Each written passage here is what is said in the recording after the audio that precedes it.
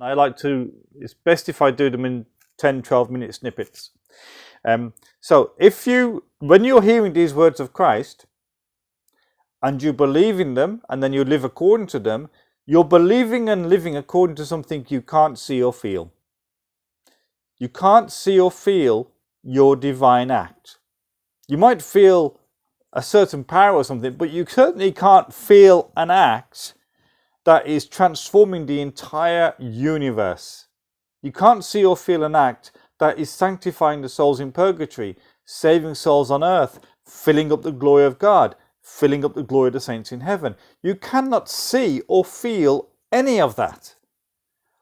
So you're just believing that what Christ teaches you about this is true. And that's called faith, the conviction of things not seen. When you die, if you die in the possession of the divine will, which please God you will, as you journey from your body towards heaven, all of your acts will line a path for you. You will see your path to heaven will be lined with light, because you will see all your divine acts lining up that path for you. Okay? So, this is Louisa, volume 11, April the 23rd, 1916. My daughter, each pain I suffered, each drop of blood, each wound, prayer, word, action, step, and all else that I did, produced a light within my humanity that so embellished me, it keeps all the blessed enraptured. Now, with each thought the soul gives to my passion, with each of its acts of compassion, of reparation, and all else that it does, it draws light from my humanity. When you meditate on the passion of Christ, let's just do it for a moment, because I love actually making it practical. I want you just to take any moment of the passion, any moment of it, and just for a moment reflect on it. Okay?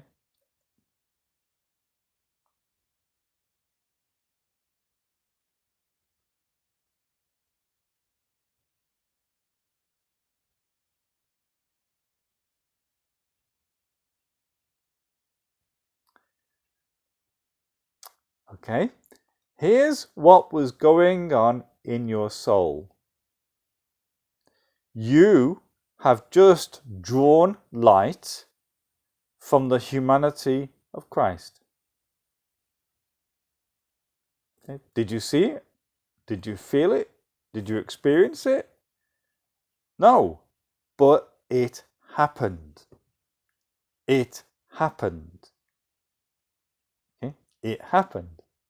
You just drew light from the humanity of Christ. And you were embellished in his likeness.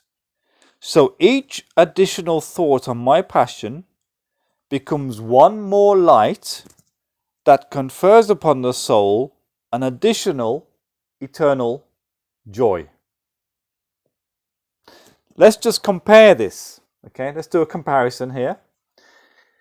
Think about the joy of receiving a brand new car outside your front door completely unexpectedly. Okay, for me, I don't know, maybe a nice SUV of some sort, Range Rover, something like that. Yeah, nice, big, electric. A few months ago, right, after my mum died, I was meeting my brothers and sisters up at the house on a regular basis to clear it up and everything. And I was driving along in my old Ford Mondeo, which is 25 years old, and it's actually the front bumper and rear bumper are held together by duct tape. Okay, so it's an extraordinary car. It's a sensational drive, but it's hilarious to see. I've actually had people, other motorists, stop me and say to me, "What is it? What is with your car?" But I've also had people offer me money for it, because the Mondeos are hard to get at the moment, apparently. So it's an interesting car. So I pull up my limited edition Mondeo Duct, and I park it on the road outside my parents' house. And my nephew turns up in his Range Rover, which has got a special license plate on it. And I recognise the license, and I realise, oh, he's test driving it for the weekend because my brother and his son work for Range Rover, and they are in positions where they can actually test drive cars that are not yet on the road. So it's still in production, basically, because they work on production teams. So my nephew was driving this Range Rover, which was like a tank. It was just massive. The door handles didn't stick out like on your average car, like on my Mondeo. The door handles, when you close the door, are actually sucked. They're sucked into the side of the car. So the side of the car is completely smooth. And then when you want to get in, you press you get close enough to the car, the doors automatically open. And the doors open and shut automatically as well. You don't even have to push the door to shut it. As soon as you're out, the door closes gently and the handles get sucked in. And then I sat in the car, and it's got so many computers, it's ridiculous. And I looked at the rearview mirror, and I says, Harrison, your rearview mirror is very different. What's going on? And he says, oh, it's actually a camera on the back of the car. So you don't look through the car when you're looking at the car through the rear view. You're actually looking through a camera that is on the back of the car. This car sells, the one I was actually sitting in, sells for £250,000. And at the time of sitting in the car, which was back in May, Range Rover had got 2 years worth of orders for this car from all over the world. It's being produced all over the world. Okay. And he said, oh, for the record, this 250 grand car you're sitting in is actually the bottom of the range. So I was like, yeah, do you want to sit in my Ford Mondeo, Harrison? Look, I've actually got a steering wheel in my car. Oh, it's hilarious. And of course, this is an electric car. So the battery fills the entire under the floor. It fills the entire under the floor area. I mean, it's just ridiculous. But I was thinking, okay, imagine having that parked outside your house. You've given that car. And we can all try to be pious and everything and say, oh, too much and everything. But really, wow, what a car to be dropped outside your house. Brand spanking new, £250,000 worth of car. I mean, I wouldn't take it out. I'd be too scared to drive the thing around Walsingham. Gosh. But we would have joy. That joy would probably last about a month or so, but we'd have joy, okay? We would have joy over this gift, or any other gift. Imagine any material gift. We have joy, okay? A nice meal. We go to a restaurant for a nice meal. We have joy. We go out for a drink with our friends. We have joy, okay? But here, each thought,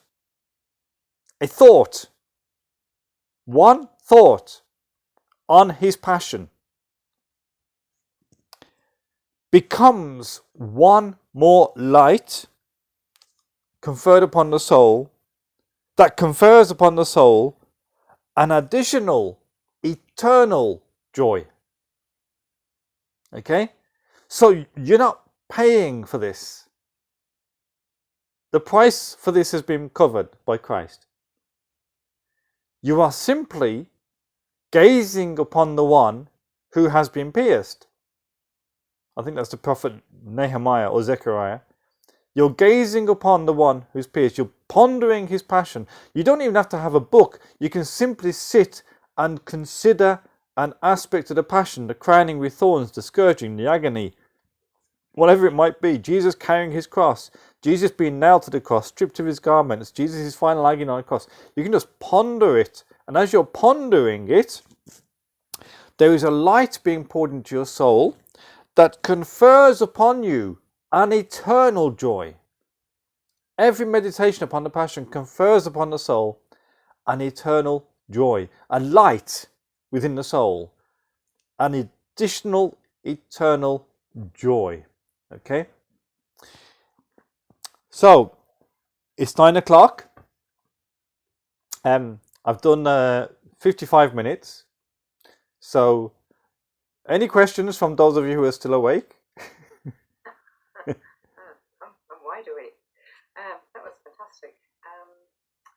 Just one question about voids. What are voids apart from possible holes that you might fall into? Okay, so the soul is filled with voids, darkness.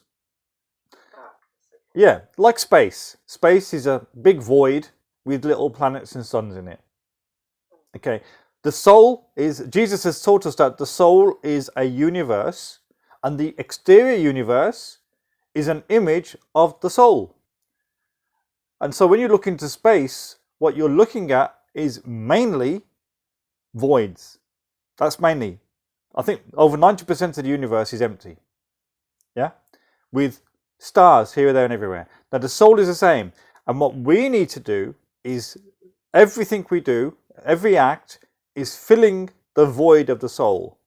Now, if you think you might feel calm and peaceful at the moment with the voids, imagine what you'd be like when those voids are filled.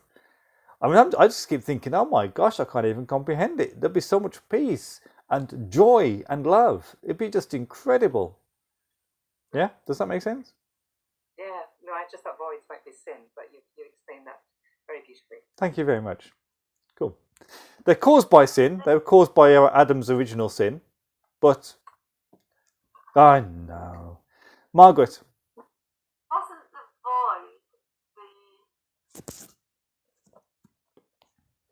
the emptiness that God experienced when man did not praise him? And within the divine will, because we can now pray in the name of everyone, from Adam to the last one to be created, that this void can start to be filled up so that all the praise God should have received will be received when the void is filled up. Outstanding, Margaret. Well done, you. You are quite correct in everything you've just said. Susan's question was, what are the voids within our soul? Okay, so she was asking about the voids within our soul. But but I don't want to take away from what you just said, because what you just said is about the voids owed to the glory in the voids in the glory of God that are owed to Him. So I don't want to take away from that, because that is a superb. What you just said was simply superb. Thank you so much. Thank you. Okay, so no other questions. So I'm going to conclude with prayer, and we will see what the Lord wants to do. I'd like to see if the Lord wants to minister to us in some way in this time of prayer. I'm just going to